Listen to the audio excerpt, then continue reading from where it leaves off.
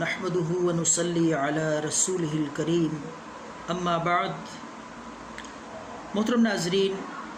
آج اس مختصر سی ویڈیو میں آپ حضرات سے جناب پیارے پیغمبر امام الانبیاء محمد الرسول اللہ کی پیاری بیٹی، پیاری لخت جگر، سیدہ کائنات اور جنت کی عورتوں کی سردار سیدۃ النساء اہل الجنہ حضرت فاطمہ الزہرا رضی اللہ تعالی عنہا کے مناقب، آپ کے سیرت کے حوالے سے چند منٹ گفتگو کروں گا۔ ہم اہل اسلام یہ خوبی ہے کہ ہم ہر ایسی ہستی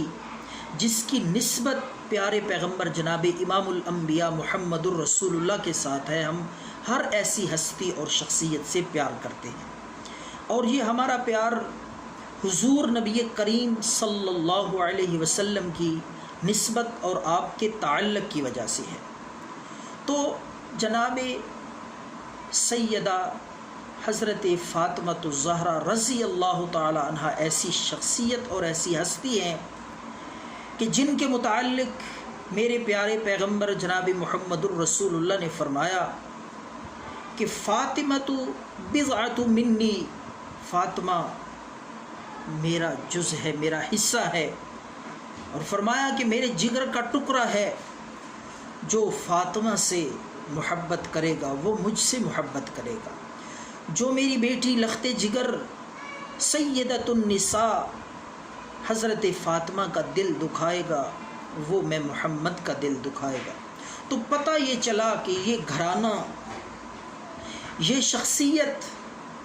ایسی شخصیت ہے کہ اس کے ساتھ پیار اور محبت رکھنا باعث نجات ہے اور عبادت ہے، اور اس شخصیت کے ساتھ بغض اور عناد رکھنا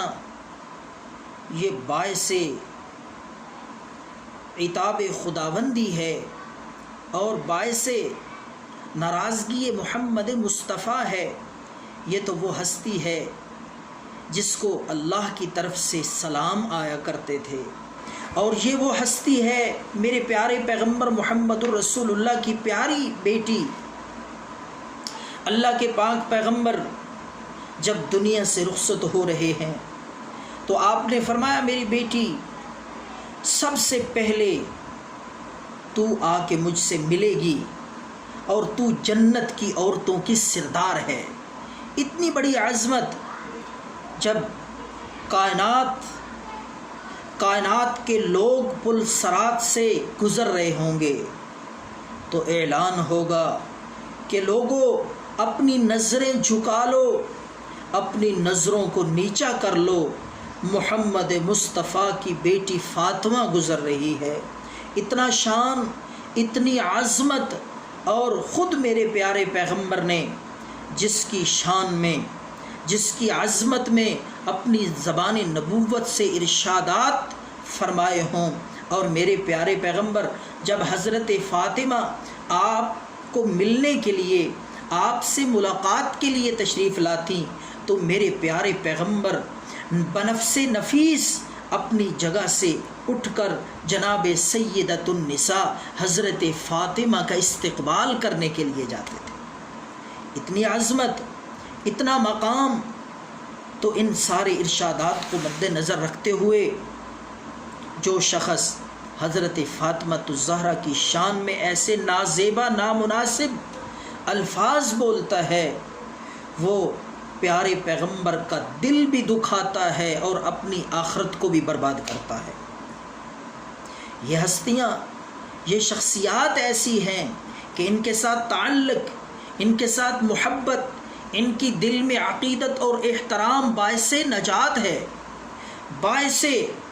رضائے الہی ہے۔